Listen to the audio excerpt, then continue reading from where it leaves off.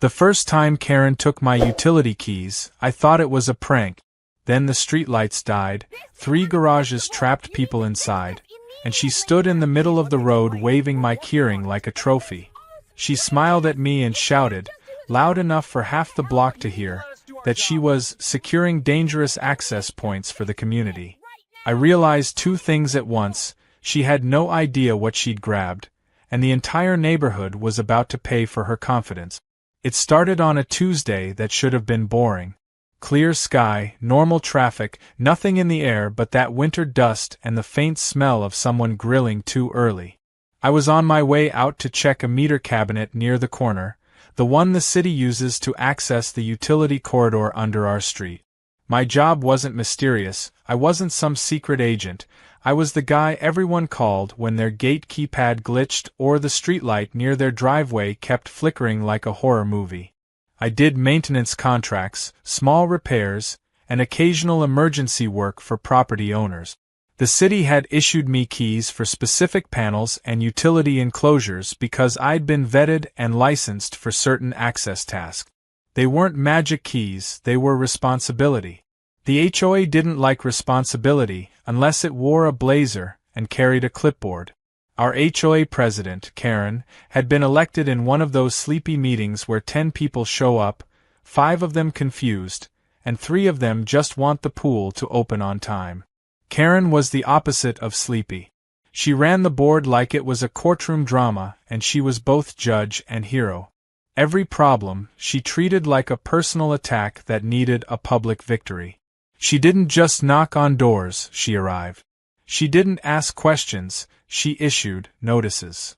She didn't make suggestions, she announced policy, effective immediately. And she hated my keys. I kept them on a heavy metal ring with a bright orange tag that said City Access Authorized. Not because I liked attention, but because when you're in a hurry, you don't want to grab your house keys and accidentally walk toward a live cabinet.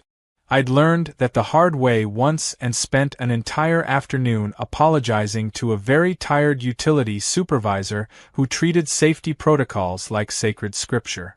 That morning, I was coming back from my truck with a tool bag in one hand and a clipboard in the other, headed toward the sidewalk where the utility cabinet sat behind a small metal fence.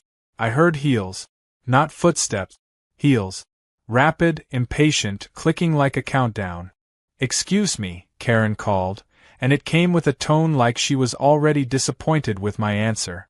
I turned and there she was, sunglasses on even though the sun wasn't that bright, blazer tight, hair immaculate, and a stack of papers held against her chest like she was protecting national secrets. Behind her, 2 board members hovered, their faces the blank expression of people who regretted volunteering. "What can I do for you?" I asked, polite, neutral, like you do when you're about to deal with a storm. She pointed at my belt where the keyring hung. "Those keys. Are you authorized to have those?"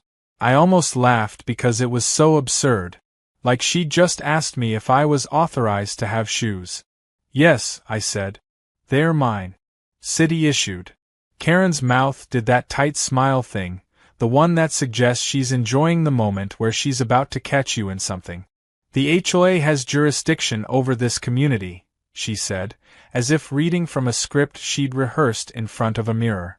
"We need to ensure no one is accessing restricted infrastructure without board oversight." I glanced at her papers. I recognized one of the forms. It was a printed copy of our HOA bylaws, highlighted like a college student cramming before a test. She'd probably spent the night with a highlighter and a belief in her own authority. "These are city utility cabinets," I said. "Not HOA property. They are located on HOA-managed land," she snapped. "Therefore they fall under HOA security protocol. There have been incidents." "What incidents?" She lifted her chin. "I don't have to disclose that. But we will be taking possession of those keys for safekeeping." I actually paused, because I wasn't sure I'd heard her correctly. Taking possession. Like I was a kid with scissors. "No," I said, calm. "Absolutely not. Those are tied to my license and my contract. If something goes wrong, I'm accountable." Karen stepped closer. She smelled like expensive perfume and bad decisions. If you refuse, she said, the board will consider this non-compliance. We can fine you for violating community policy. I stared at her for a second, weighing whether this was worth the time. The rational part of me wanted to walk away, call the city contact, and let them deal with her. The human part of me, the part that had dealt with Karen's kind before, knew she would take any retreat as victory. These keys don't belong to you, I said. And the HOA cannot confiscate city-issued access tools. Her smile widened as if I'd just given her the line she wanted. So you admit you have access to restricted utilities, she said loudly, turning her head like she wanted an audience. Thank you. That's all I needed. Before I could respond, one of the board members, a guy named Devin who looked like he hadn't slept since 2019, reached out as if to calm her. Karen, maybe we should just... She waved him off. Then, in a move so bold it was almost athletic, she snatched the keyring right off my belt. It happened fast, metal ring sliding free, keys clinking, the orange tag flashing. For a half-second, my brain didn't compute it. Like watching someone steal your shoes while you're wearing them. Did you just take my keys? I asked, voice low. Karen held them up and shook them. The sound made my stomach drop. These will be held by the HOA, she declared. You can request access through proper channels. I took a step toward her. Give them back. Right now. She stepped back and lifted her phone like a weapon. Touch me and I will call the police, she snapped, and her voice carried across the street. I stopped. Not because I was scared of the police, but because I knew exactly how this story would look from the outside. A man reaching for keys in a woman's hand, her phone up, her face full of outrage. Karen lived for that framing. She didn't just want power, she wanted a scene. I took a breath. Karen, I said, those keys include the emergency bypass for the utility corridor panel. If there's an outage or someone gets trapped, those keys are needed. Karen laughed. A sharp little laugh that was half amusement, half insult. Oh please. You're being dramatic. I stared at her. Dramatic. Coming from the woman who printed bylaws like they were sacred scrolls. Fine, I said. Keep them. But I'm documenting this. I'm calling the city supervisor and my contract manager. Karen's smile faltered for the first time. It was subtle, but it was there. She didn't like the idea that her little performance might reach someone who wasn't impressed by her HOA title. You do that, she said, regaining her tone. The HOA welcomes oversight. We have nothing to hide. Then she turned on her heel and walked away, the keys dangling from her hand like she'd won a prize. I stood there for a moment, heat rising in my chest. Not anger exactly. More like that cold awareness you get when you see a car drifting into your lane and you know the crash is coming. Karen didn't understand what she'd done. Worse, she didn't want to understand. She'd made herself the hero of a story where I was the villain, and she was going to act out the rest no matter what reality said. I pulled out my phone and called the city utility supervisor first. He picked up on the second ring. This is Marco, he said, voice already tired. Marco, it's me, I said. I need to report something immediately. HOA president just confiscated my city access keys. There was a long pause, the kind where you can hear someone silently counting to 10. She did what? He said slowly. I'm not exaggerating, I said. She physically took them.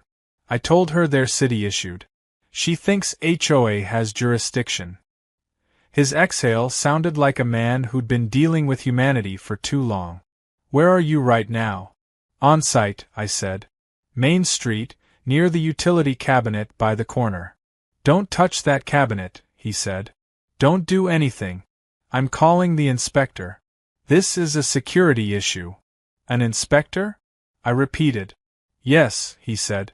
And I'm documenting this. Those keys are controlled access.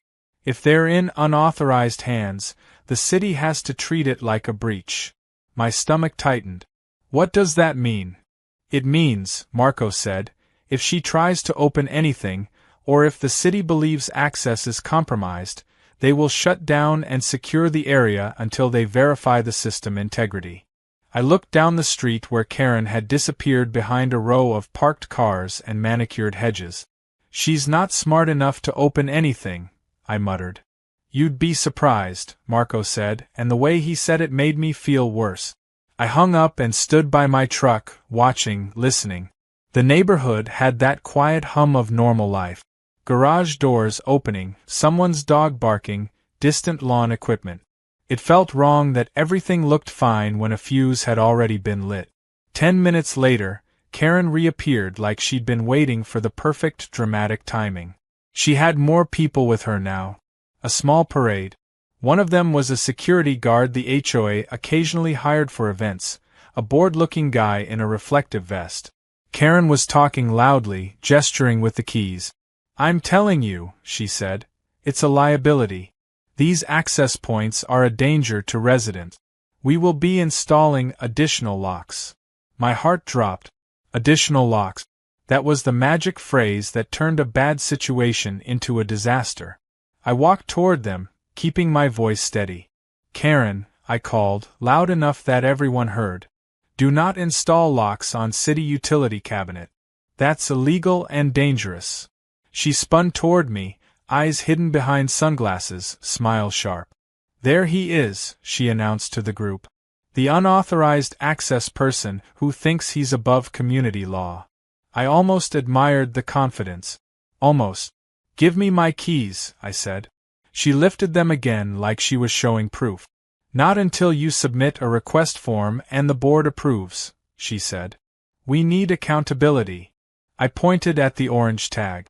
That is the accountability. The city knows I have them. They do not know you have them. Right now, you are the problem. Her smile widened. Threatening me in public, she said. Interesting. A couple residents shifted uncomfortably. One woman, older, holding groceries, looked confused. Karen, she said, why do you have his keys?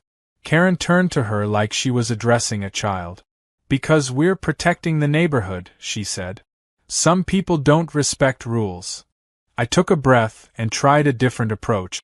Karen, I said, quieter, the city is sending an inspector. This is now a security breach. If they believe the access is compromised, they can shut down services to secure the area. That includes streetlights, garage access systems, and any shared power point. Please hand them back before you make this worse. The word inspector did something to the crowd. People stiffened. Someone murmured, City inspector? Karen's jaw tightened for the first time. For a split second, I saw doubt. Then she did what she always did when reality threatened her narrative. She doubled down. Good, she said. Let them come. I will explain how I caught unauthorized activity and took action. The city will thank me. Behind her, the security guard shifted his weight like he wanted to be anywhere else. Devin, the tired board member, looked like he might faint. You didn't catch anything, I said. You stole my keys. Karen's voice rose. I confiscated them under HOA authority. Right then, as if the universe wanted to underline my point, the streetlights along the main road flickered.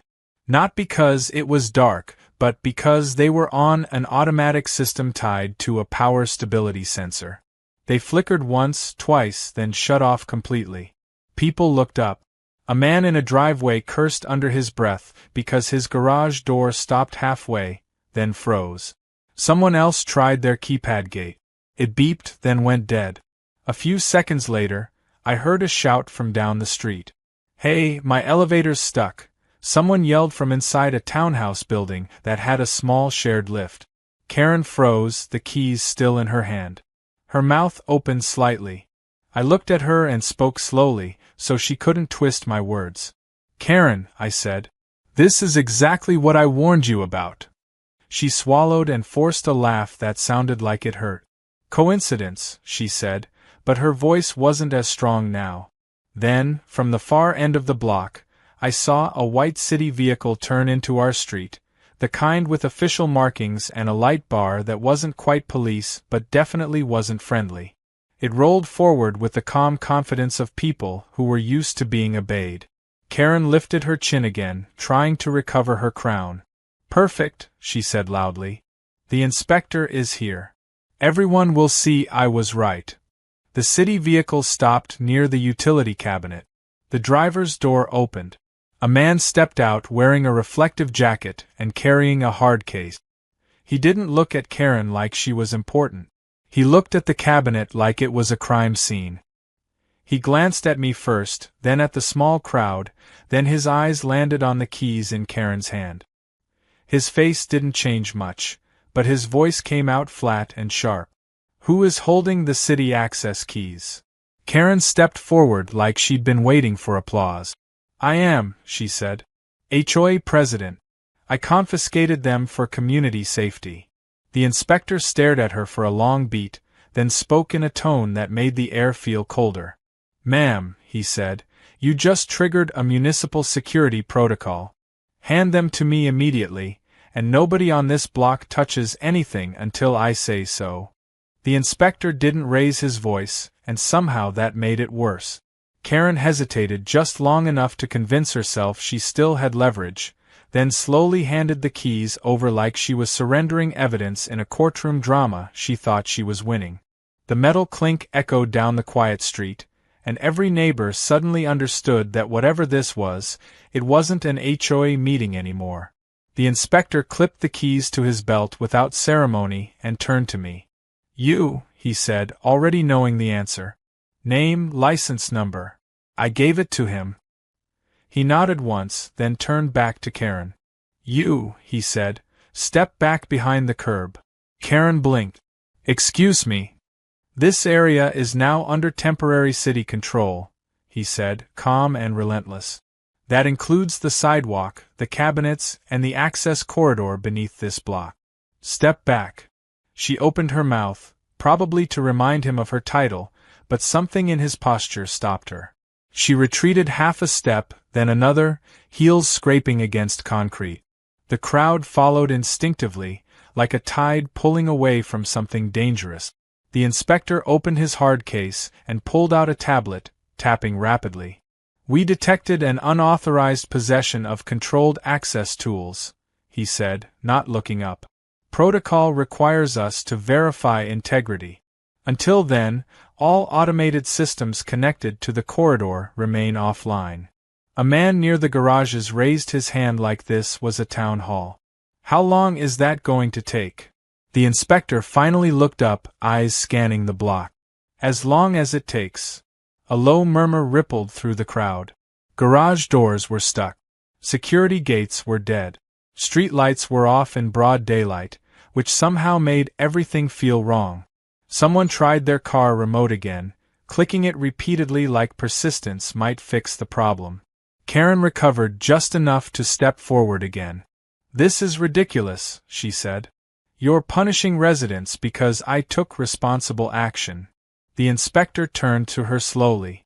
"You confiscated city property without authorization," he said. "That's not responsible.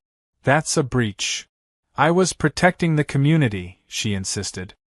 "He was accessing utilities without HOA oversight." The inspector glanced at me. "Were you accessing anything at the time?" "No," I said. "I was heading to a scheduled meter inspection." She stopped me before I even reached the cabinet. He nodded again, then looked back at Karen. "Then you interfered with authorized work and compromised access control." Karen crossed her arms. "The HOA has the right." "No," he cut in, and his voice sharpened for the first time. "The HOA does not. City infrastructure is not subject to HOA jurisdiction. Ever." That word hung in the air. Ever. It wasn't negotiable. It wasn't up for interpretation. A couple people in the crowd actually exhaled like they'd been holding their breath. Karen's cheeks flushed. "You can't just shut down an entire block," she said. "People live here." "Yes," he said. "Which is why this protocol exists. To prevent unqualified individuals from causing harm."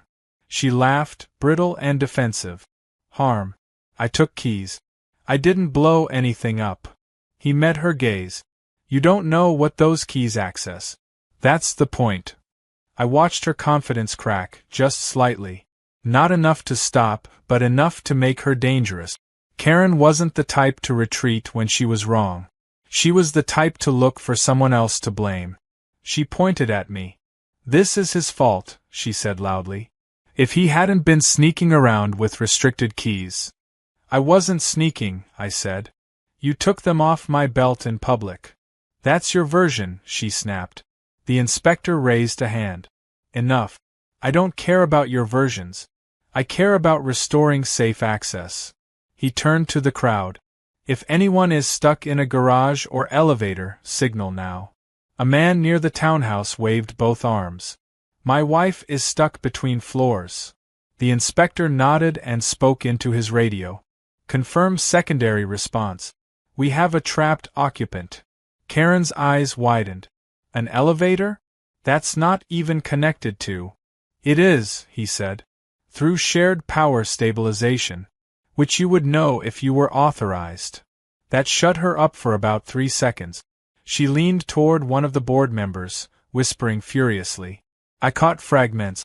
Overreaction. Lawsuit. Liability. The words bounced off the reality forming around her. The inspector handed me a pair of gloves. You're staying, he said. You know the layout. You do not touch anything unless I say so. I nodded. Understood. Karen snapped her head toward us. Why does he get to stay? Because, the inspector said, he's qualified. That one word landed harder than any insult.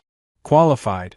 Karen had built her entire identity around authority, and now a stranger in a reflective jacket had stripped it away with a single syllable. A city van rolled in behind the first vehicle. Then another. People started filming. Phones came out, lenses pointed. Karen noticed and straightened her blazer, lifting her chin like she was about to be interviewed. This is being handled, she announced to no one in particular. The HOA will cooperate fully. The inspector ignored her and crouched near the cabinet, scanning seals and lock points. No visible tampering, he muttered. Keys returned intact. He looked up at Karen again. Did you attempt to open any panels? No, she said quickly. Too quickly. He studied her. Did you try? She hesitated. Just a fraction. I considered checking for hazards. My stomach sank. Karen, I said quietly, tell him the truth. She shot me a glare sharp enough to cut glass. I did nothing wrong. The inspector stood. Ma'am, he said, if you inserted those keys into any lock, even briefly, you must disclose it now. Silence. A woman near the curb whispered, Oh no. Karen's lips pressed together. I tested one, she said finally. To see if it opened. That's all. The inspector closed his eyes for a moment. When he opened them, his expression was no longer neutral. That cabinet controls the emergency override for multiple systems, he said. Testing it without authorization triggers a full integrity review. What does that mean? Someone asked. It means, he said, this block stays offline until we can confirm no damage or misalignment occurred. A man cursed loudly. Another woman asked if she could leave for work. Someone else demanded to know who was paying for this. Karen raised her voice again. This is outrageous. You can't hold us hostage over a simple mistake. The inspector turned to her, and this time his tone was ice. You are not a victim here. You are the cause. The crowd shifted. That sentence changed something.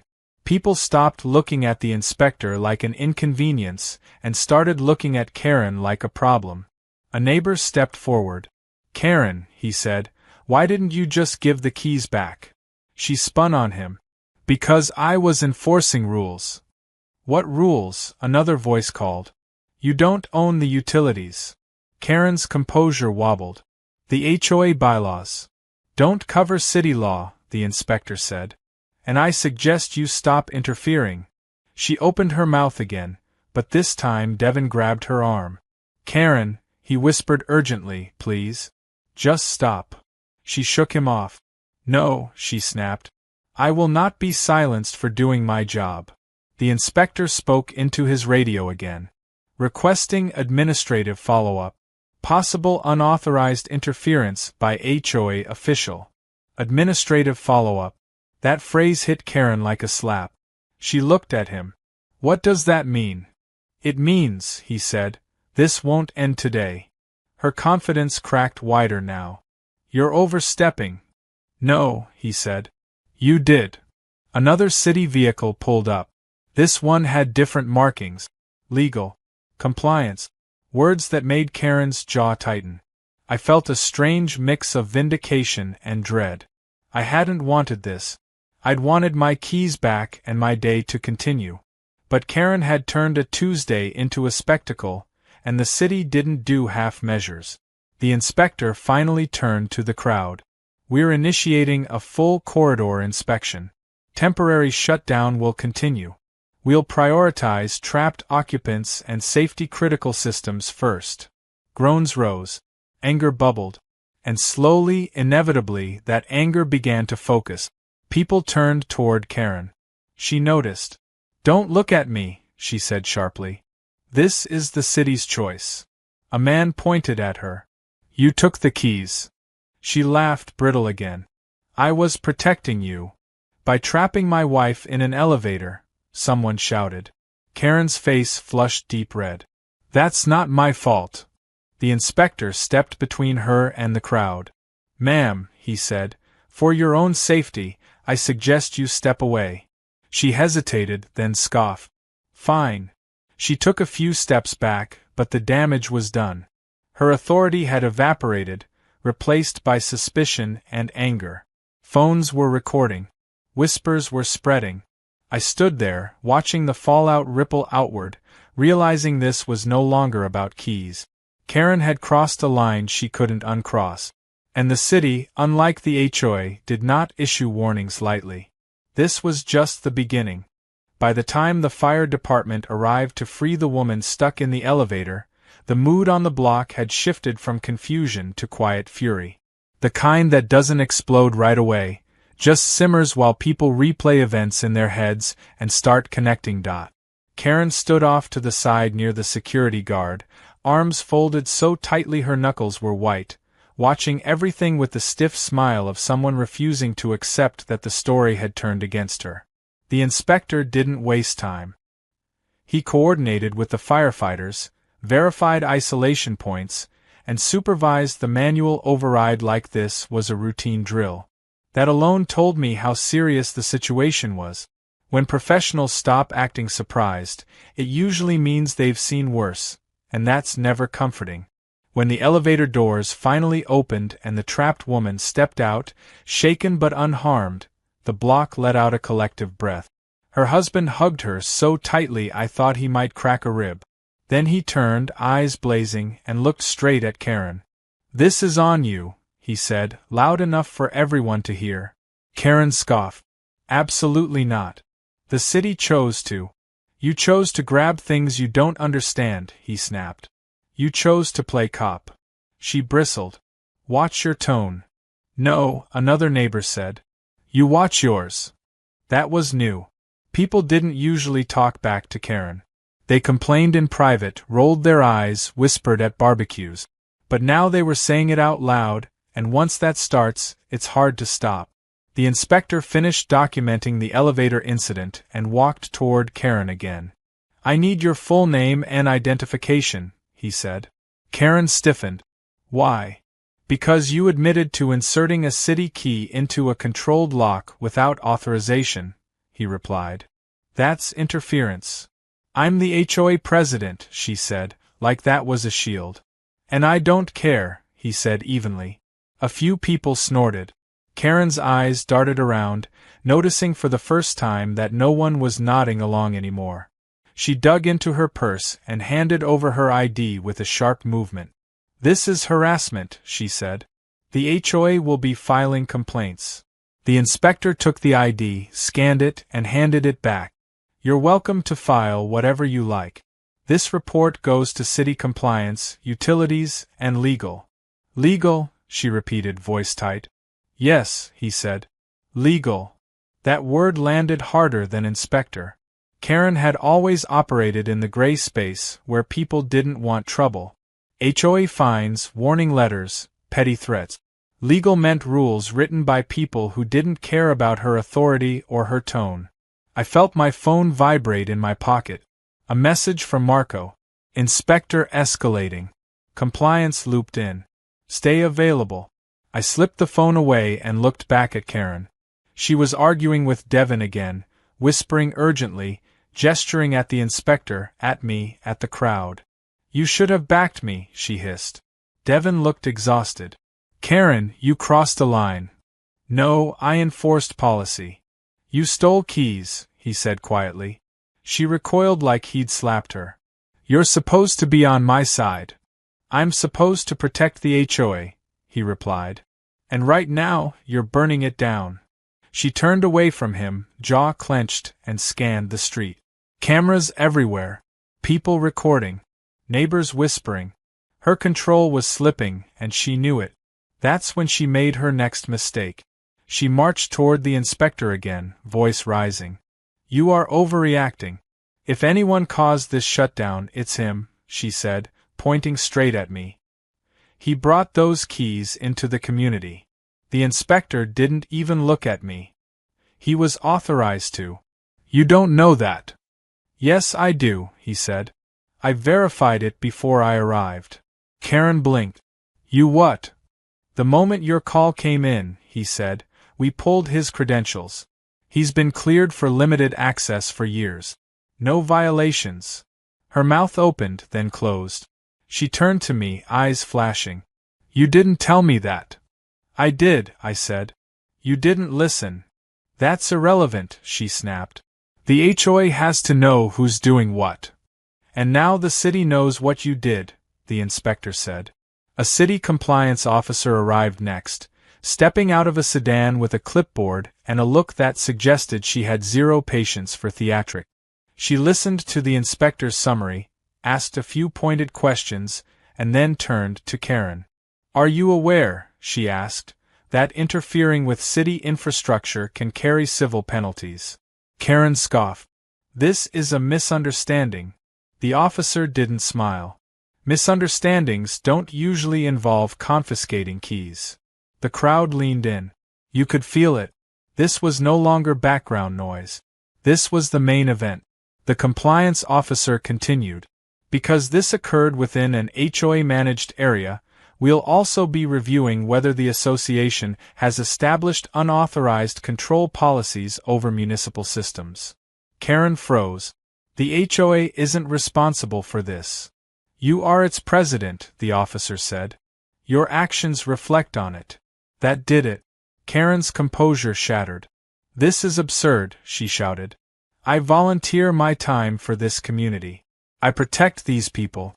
And now I'm being attacked because some contractor wants special treatment.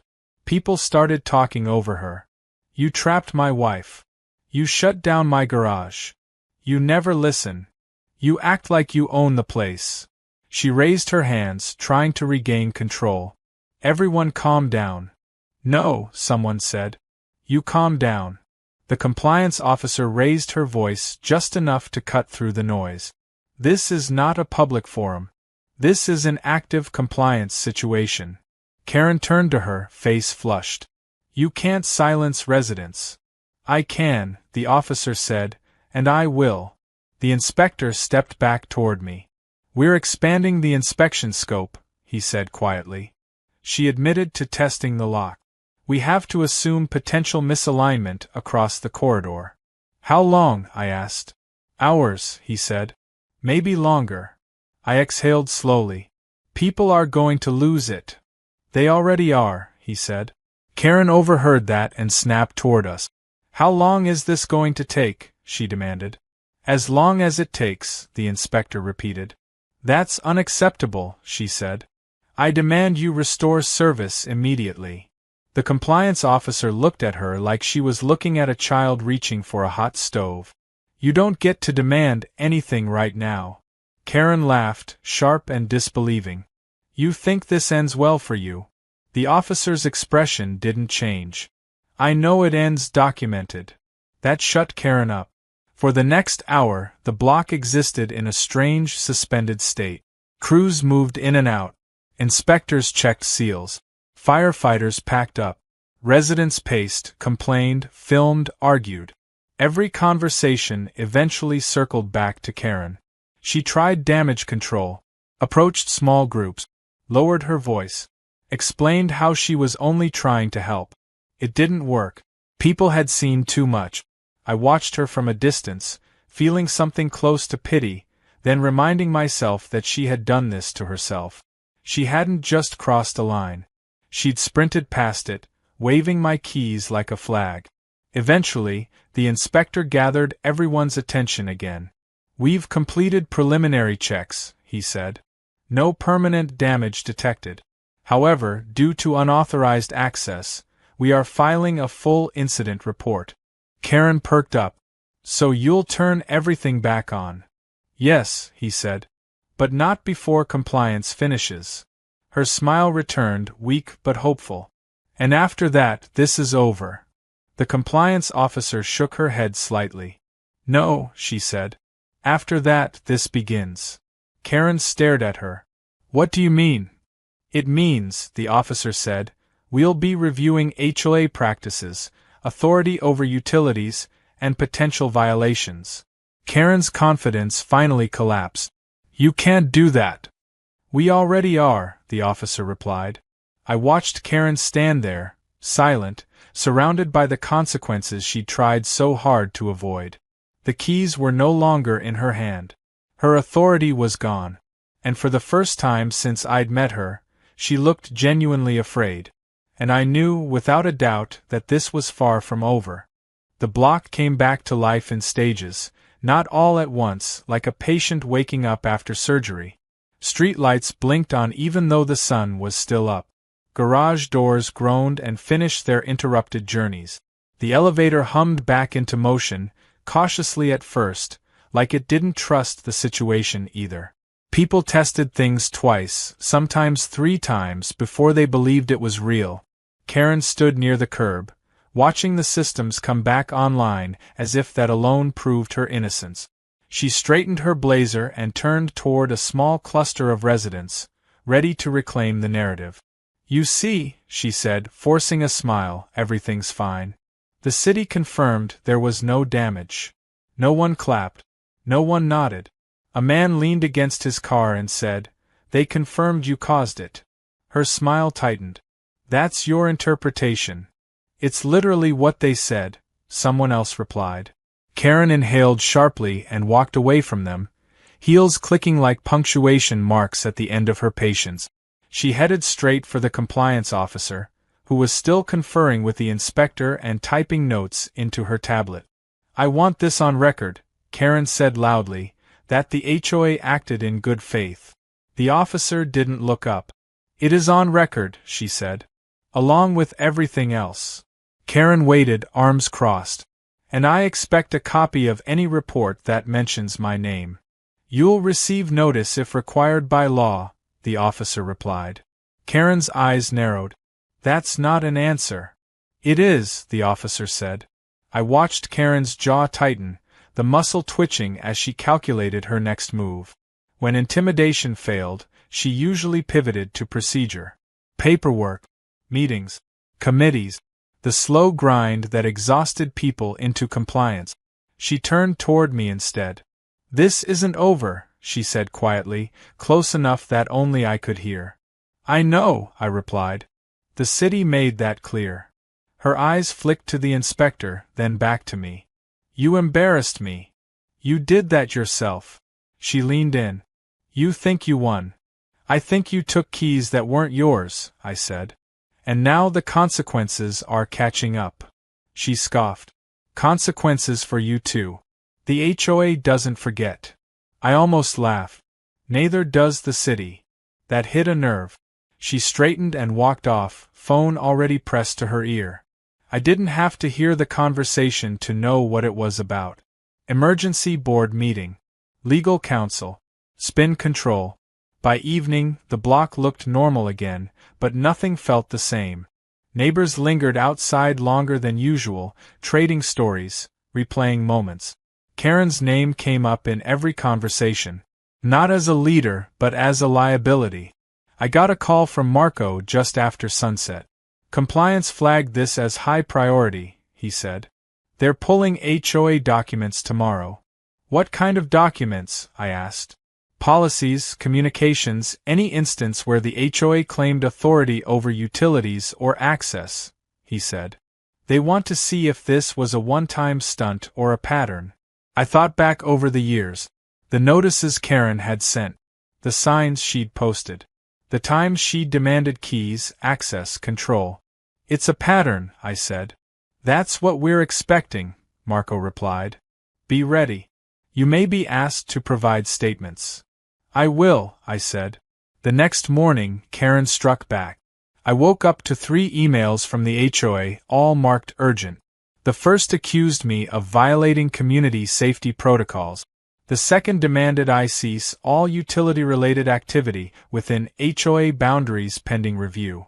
The third announced a special board meeting to address unauthorized infrastructure access. She was trying to flip the script. I forwarded everything to Marco and the compliance officer. The response came back fast. Do not engage. Let her dig.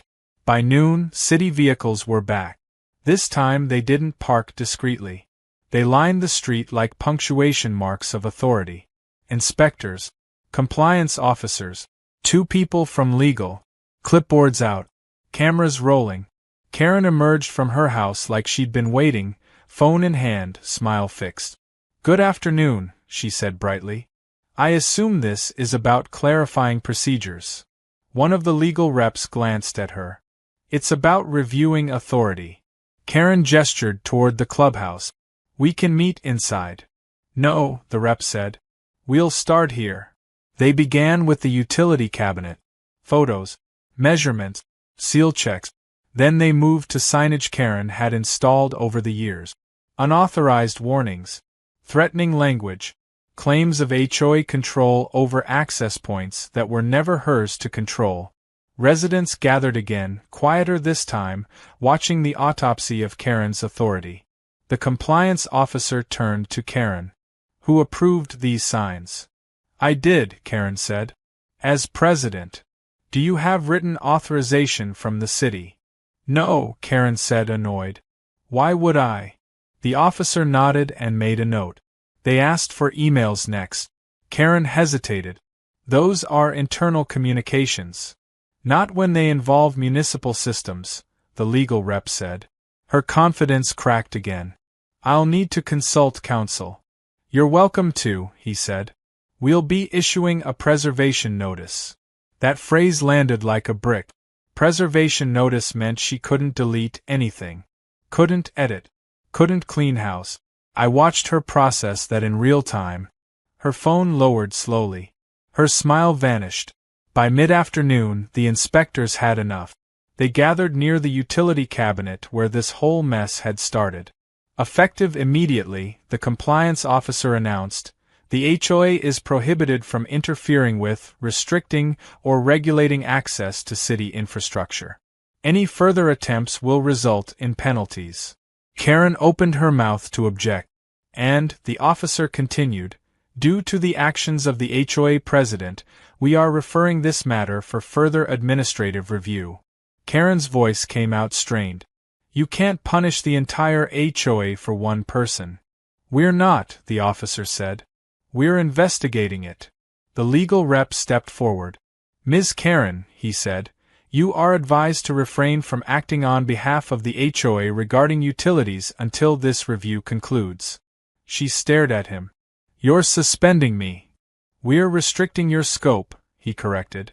There's a difference. To Karen there wasn't. She laughed, high and brittle. This is harassment. No, he said calmly. This is accountability. That night, the HOA group chat exploded. Messages flew. Screenshots circulated. People demanded explanations. Some demanded resignation. Karen posted a long message about being targeted, misunderstood, betrayed. It didn't land. By morning, the board called an emergency vote. I wasn't there, but I heard about it from 3 different neighbors before noon. Karen argued. She cried. She accused. She threatened lawsuits. The board voted to temporarily remove her from decision-making authority pending investigation. When she stormed out of the meeting, someone filmed it. The video spread fast. Karen, red-faced, yelling about conspiracies and corruption, storming past neighbors who no longer looked away. I stood on my porch and watched her drive off, tires squealing slightly as she took the corner too fast. For the first time since I'd moved there, the block felt quiet. Not because nothing was happening, but because something had finally stopped. And deep down, I knew this wasn't the end. Karen didn't know how to lose quietly. Karen disappeared for 3 days, and the neighborhood relaxed in a way it hadn't in years. Not the loud kind of relief, not celebration, just a subtle easing of tension. People waved more. Conversations lasted longer. No one glanced over their shoulder before complaining. It was like a constant background noise had finally been turned down. Then she came back louder than ever. I was loading equipment into my truck when I saw her car pull up, shiny and spotless like it had been detailed for battle. She stepped out wearing a different blazer, darker, sharper, and sunglasses big enough to hide whatever expression she didn't want anyone to see. She didn't come alone. 2 men followed her out, both in suits, both carrying folders. Lawyers. I leaned against the truck and watched. If Karen was going to make a scene, I might as well be comfortable. She marched straight toward the clubhouse where a small group of board members had gathered. People started drifting closer, pretending to check mail or walk dogs. No one wanted to miss this. "I'm calling this meeting to order," Karen announced, voice projecting like she was back on her throne. Devin stepped forward. "Karen, you don't have authority right now." She smiled thinly. "That's a temporary misunderstanding." One of the lawyers cleared his throat. "We are here on behalf of Ms. Karen to address procedural violations by the HOA and the city." A few neighbors exchanged looks. Procedural violations. That was Karen's favorite phrase. It sounded official without meaning much. The compliance officer wasn't there this time. But the city hadn't left the block unguarded either. A white vehicle idled at the end of the street, quiet but present. Karen launched into a speech about overreach, about volunteer leadership, about how she'd been unfairly targeted for taking initiative. She painted herself as a protector punished for caring too much. It was almost impressive, the way she could reshape reality to suit her need. It didn't work. Devin spoke next, voice shaking but steady. "You took city keys without authorization. You admitted it. You caused a shutdown. That's not initiative." Karen scoffed. "That's your opinion." One of the lawyers stepped in. "The HOA bylaws grant the president broad authority to act in the community's interest. Not over city infrastructure," someone called out. Karen snapped her head toward the voice. "Stay out of this." "No," the woman replied. "You dragged all of us into it." Murmurs of agreement spread. Karen's jaw clenched. She hadn't expected resistance from the crowd. She was used to boardrooms, not public accountability. Then she turned and saw me. Her smile sharpened. "There he is," she said, pointing. "The contractor who started this whole mess." I pushed off the truck and walked closer. "You started it when you took my keys." "You provoked me," she shot back. "You refused to comply with HOA oversight." "There is no HOA oversight over city utilities," I said. One of the lawyers raised a hand. "Let's keep this civil." Karen ignored him. "He's been operating unchecked for years. The city blindly trusts him." A door opened behind us. 2 city officials stepped out of the idling vehicle, having clearly decided it was time to intervene. One of them was the compliance officer from before. The other I didn't recognize. The crowd went silent. "This is not a private HOA matter," the compliance officer said, approaching.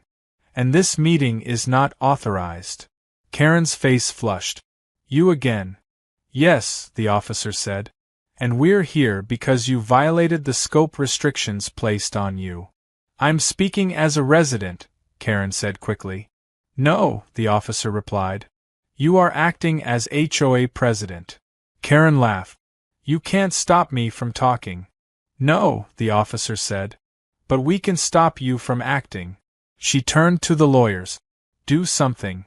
The second city official spoke for the first time. Ms. Karen, this is a formal notice.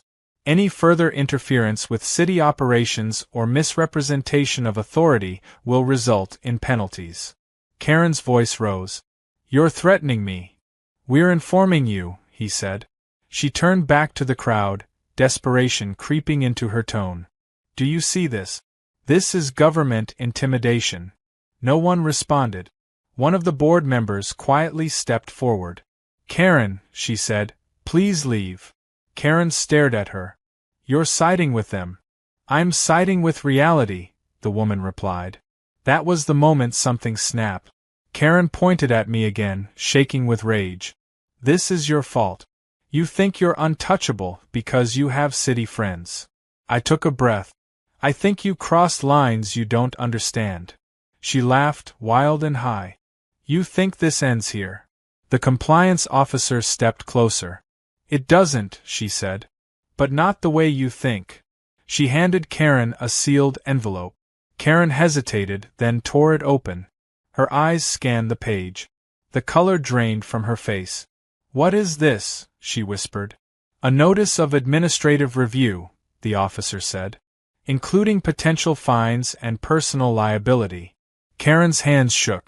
You can't hold me personally responsible. You acted personally, the officer replied. The lawyers leaned in, reading over her shoulder. One of them frowned. The other whispered something I couldn't hear. Karen looked up, eyes blazing, then crumpling. This is harassment, she said weakly. No, the officer said. This is consequences. Karen folded the letter slowly, like it might bite her. She looked around, searching for support, for outrage, for someone to rally behind her. There was none. She turned abruptly and walked to her car, lawyers scrambling after her. She slammed the door and sat there for a long moment, gripping the steering wheel. Then she sped off again, this time without squealing tires. The crowd dispersed slowly, conversations hushed, thoughtful. I stood by my truck, watching the space she'd left behind. Karen had come back swinging, convinced she could outmaneuver the fallout. Instead, she'd walked straight into it. And I had the uneasy feeling that if this was Chapter 5, the real damage hadn't even started yet.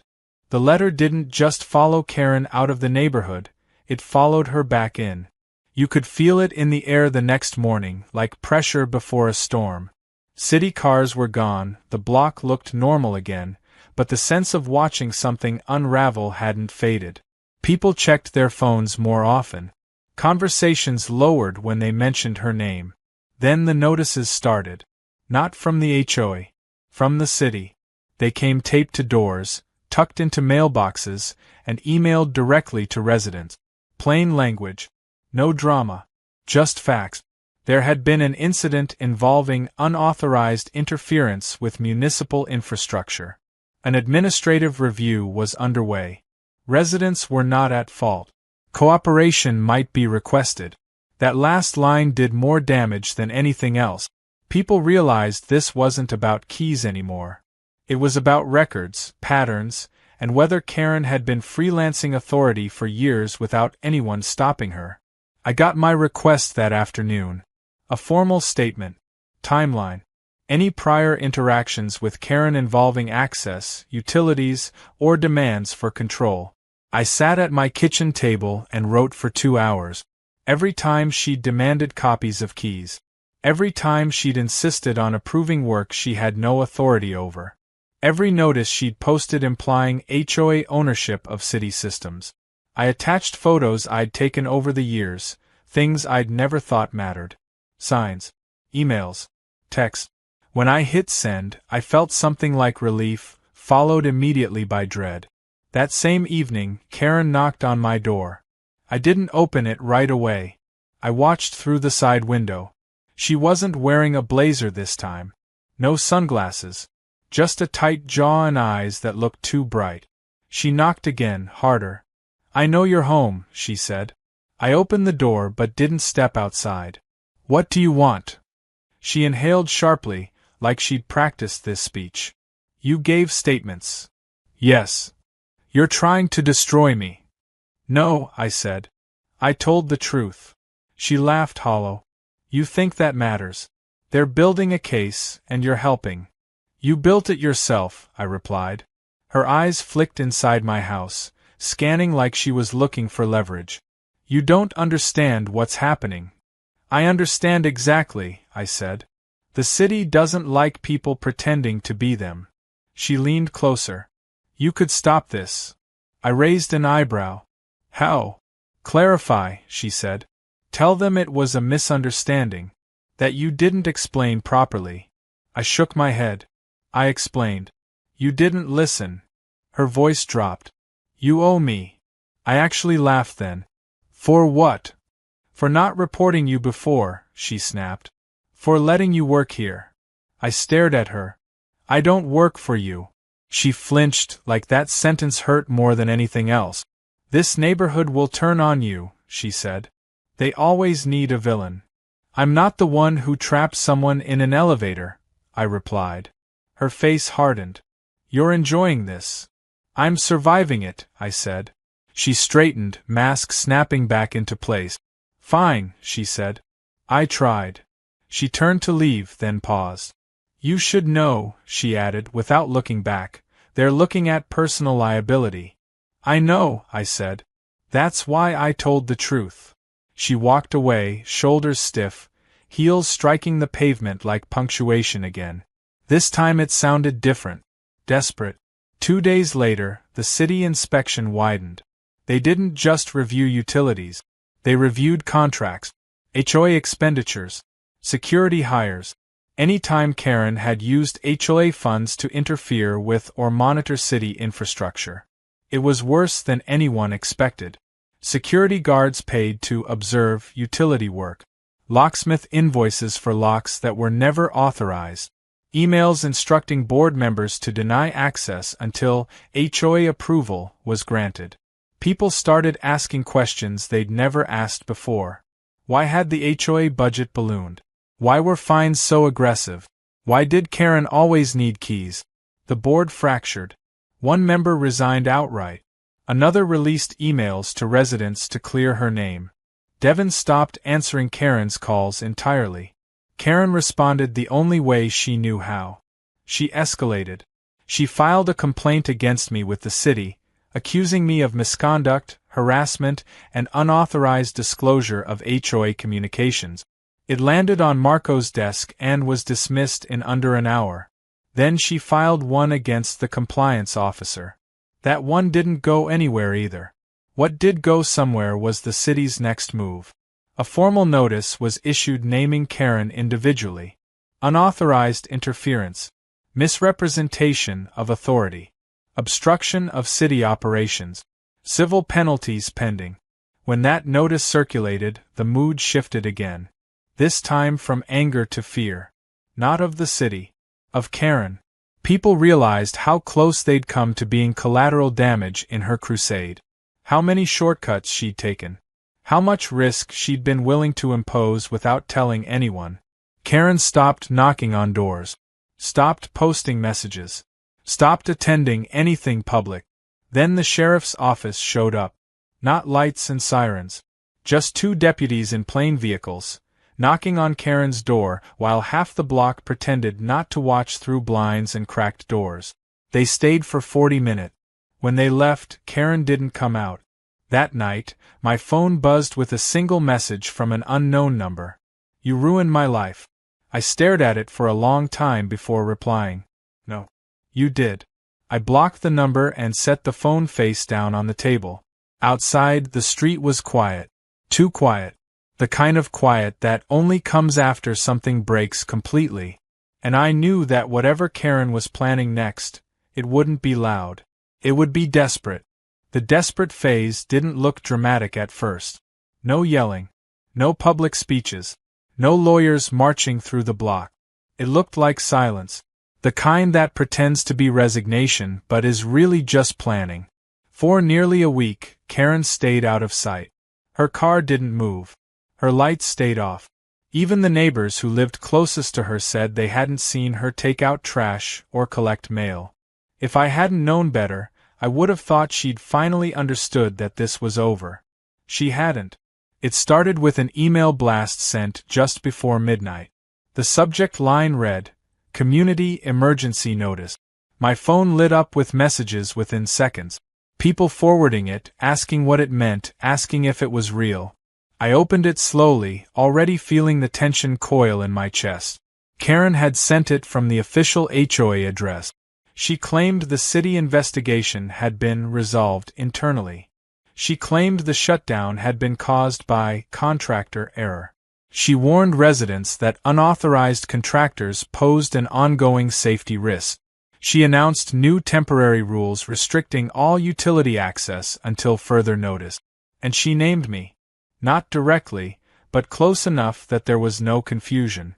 A previously trusted contractor, whose actions had triggered unnecessary municipal response. She ended the message by instructing residents to report any sightings of unauthorized utility activity directly to her. My phone buzzed again. Then again. Then again. She wasn't loud anymore. She was lying. Within minutes, Marco called. "Do not respond," he said immediately. "We've seen it." "She used the HOA account," I said. "Yes," he replied. "Which is a problem. A big one." The compliance officer looped in next. Her message was shorter. She just made it worse. By morning, city vehicles were back. Not inspectors this time. Legal. Compliance. And one unmarked car that stayed a little farther back, engine running. Residents gathered again, but the mood was different now. No curiosity. No confusion. Just anger. Karen finally came out when they knocked. She looked smaller somehow. Tired. But her eyes were sharp, scanning, calculating. The compliance officer didn't waste time. "You sent an unauthorized communication misrepresenting an active investigation," she said. "After being explicitly restricted from acting in this capacity." Karen crossed her arms. "I was informing residents." "You were obstructing," the officer said. Karen laughed weakly. "You can't stop me from speaking." "No," the officer replied. "But you can't impersonate authority." The legal rep stepped forward.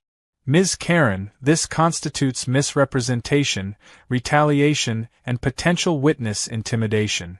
That word landed hard. Intimidation. Karen's mouth opened. Closed. Opened again. "I never threatened anyone."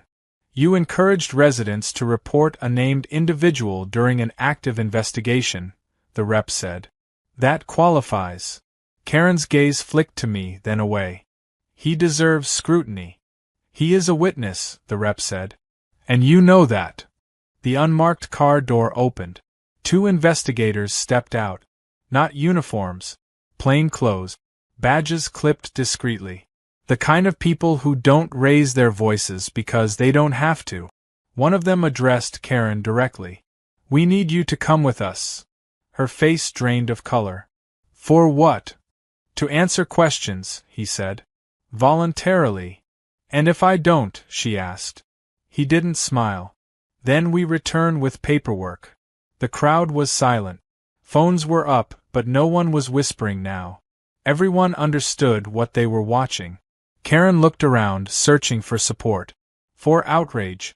For someone to step forward and say this was unfair. No one did. Devin stood near the back, arms folded, eyes fixed on the ground. A woman Karen had fined repeatedly shook her head slowly. The man whose wife had been trapped in the elevator didn't look away at all. Karen swallowed. "I want my lawyer." "You can call them," the investigator said. "From the station." "Station." Karen's shoulders sagged just slightly, then stiffened. She straightened her back, lifted her chin, and nodded once. "Fine." As she walked toward the car, she stopped in front of me. "This isn't justice," she said quietly. This is revenge. I met her gaze. No, I said. This is what happens when no one stops you. Her eyes flickered. Not anger this time. Fear. She got into the car. The door closed. The engine started. And just like that, the person who had ruled the neighborhood for years was gone. The city stayed all day. They secured HOA account, revoked access, issued formal notices to the remaining board members. The compliance officer addressed the residents directly, explaining the next step. Interim management, oversight, transparency. For the first time, everything was clear. That evening, the HOA website went offline. When it came back up, Karen's name was gone. So was her email. So was every rule she'd invented. The block felt lighter. Not celebratory. Just relieved. I stood on my porch as the sun set, watching neighbors talk without looking over their shoulders, watching kids ride bikes without being told they were violating something. I thought it was over. Then my phone buzzed. A voicemail notification. Unknown number. I played it. Her voice was low, controlled, almost calm. You think you won. You think they took everything. But you forgot something. I stood there, listening to the silence that followed, feeling the old tension creep back into my chest. Karen wasn't finished. And whatever she thought she still had, she believed it was enough to hurt someone on the way down. Karen's message sat in my voicemail like a bad smell you couldn't air out. I replayed it once more, not because I wanted to hear her voice again, but because I needed to understand what she thought she still controlled. She had lost the HOA, lost her authority, lost the crowd, lost the city's patience. There weren't many pieces left on the board.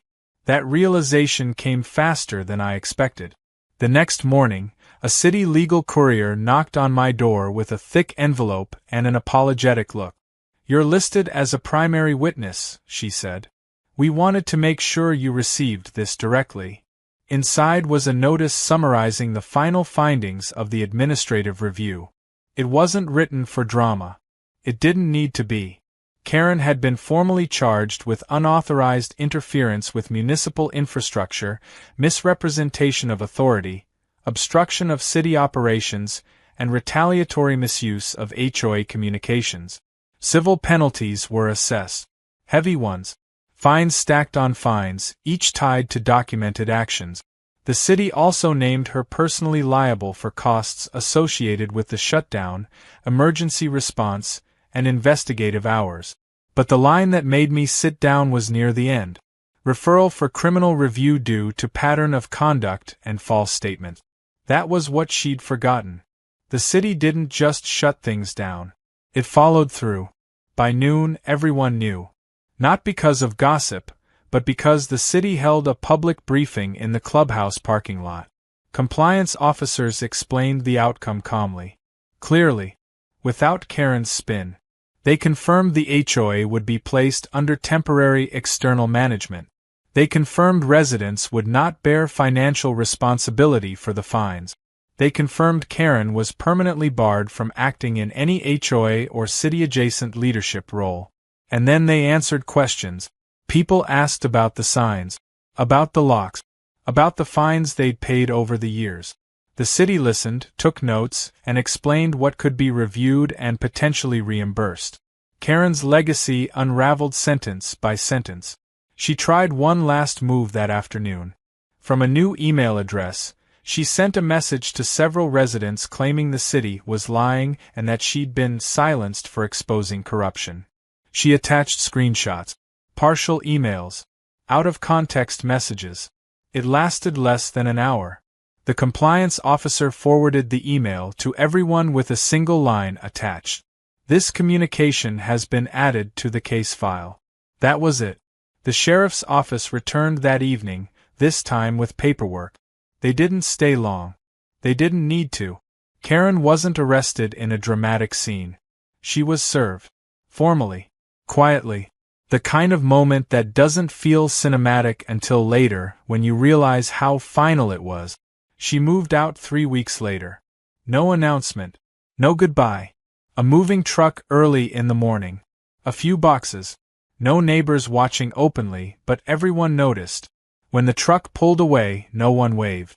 The house went on the market not long after. The listing was careful with words. Motivated seller. Quick close preferred. I never heard from her again. The block changed slowly, then all at once. The interim HOA management removed half the old rules within a month. Fines were reviewed. Some refunded. Meetings became boring in the best way. People disagreed without fear. Nobody waved clipboards like weapons. The utility cabinets stayed exactly where they were. Untouched. Quiet. Doing their jobs without drama. One evening, months later, I ran into Marco while he was checking a site nearby. He leaned against his truck and nodded toward the street. Quiet now, he said. Yeah, I replied. It is. He paused. You did the right thing. I just told the truth, I said. That's usually enough, he replied. Eventually. As for the keys, the city reissued them. Same ring. Same orange tag. City access authorized. Clipped them back onto my belt the first day I returned to work on the block. No one questioned it. No one stared. A couple neighbors nodded in passing. That was all the validation I needed. Sometimes I think about Karen and wonder if she ever understood where it went wrong. If there was a moment, maybe standing in the street with my keys in her hand, when she could have stopped and chosen differently. But then I remember her smile when she took them. The certainty. The belief that rules were something she controlled, not something that applied to her. And I realized she didn't lose because of bad luck. She lost because the city doesn't care who you think you are. It only cares what you actually did.